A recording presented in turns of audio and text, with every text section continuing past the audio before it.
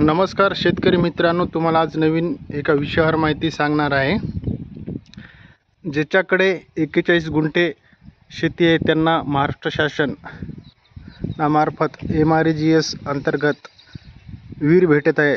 या विहिरीची अंदाजे अनुदान जे पैसे मिळण्याची जे आहे ते 5 लाखापर्यंत पैसे मिळतात।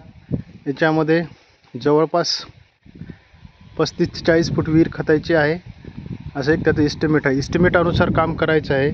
तर हे करण्यासाठी तुम्हाला 7/12 ग्रामपंचायतचा ठराव, त्या ठरावामध्ये आपलं नाव असलं पाहिजे, शिफारस असली पाहिजे।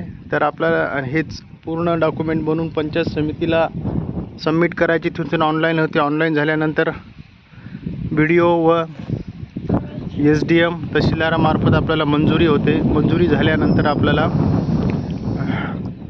वर्क ऑर्डर मिळते। वर्क ऑर्डर मिळाल्यानंतर आपल्याला काम करण्यास प्रोसेस होते। याच्यात काही लेबरमार्फत बजेट काढायचं असते, जे की रोजगार हमी अंतर्गत ज्याची नोंदणी झालेली आहे त्या लेबरच्या खात्यावर पैसे पडत असतात।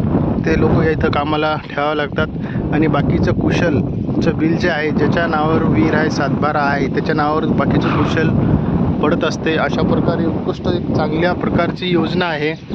तर खरंच याचा लाभ घ्यावा। आणि या योजनेविषयी कुणाला काही माहिती पाहिजे असेल तर नक्कीच तुम्ही कॉमेंटमध्ये विचारू शकता। कुठल्याही प्रकारे ही योजना मंजूर करण्यासाठी काही अडचण येत नाही। काही अडचण आल्यास आमच्याशी संपर्क करा, आम्ही नक्कीच तुम्हाला त्याचं मार्गदर्शन करू।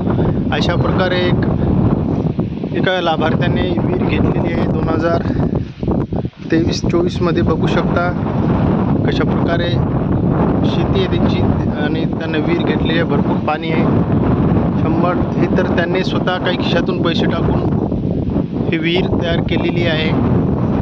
तर 50 ते 52 फूट आणि वरी 32 फूट असं घेरा आहे। अशा प्रकारे विहीर केलेली आहे। ही महाराष्ट्र राज्य रोजगार हमी योजना MRGS अंतर्गत ही विहीर मंजूर करून आज आपण बघू शकता त्यांना लेबरमार्फत पैसे पण भेटले आणि कुशलचे बिल पण भेटलेलं आहे। कृपया अशी विहीर जर तुम्ही नक्कीच करा आणि आपल्या प्रगती करून घ्या। ही एक अशी आमच्या चॅनलमार्फत एक अपेक्षा असते। आणि नक्कीच असे नवनवीन योजनेविषयी जर माहिती पाहिजे असेल तर तुम्ही आजच यूट्यूब चॅनलला सबस्क्राईब करा, सबस्क्राईब केलं नसेल तर, आणि लाईक करा, शेअर करा, इतर ग्रुपवर पाठवा। आम्ही नवनवीन व्हिडिओ बनवण्याचा उद्देश हे असतो की सर्वसामान्य शेतकऱ्यापर्यंत आपली माहिती पोहोचली पाहिजे। या उद्देशाने आम्ही हे व्हिडिओ बनवत आहे। धन्यवाद मित्रांनो, थँक्यू।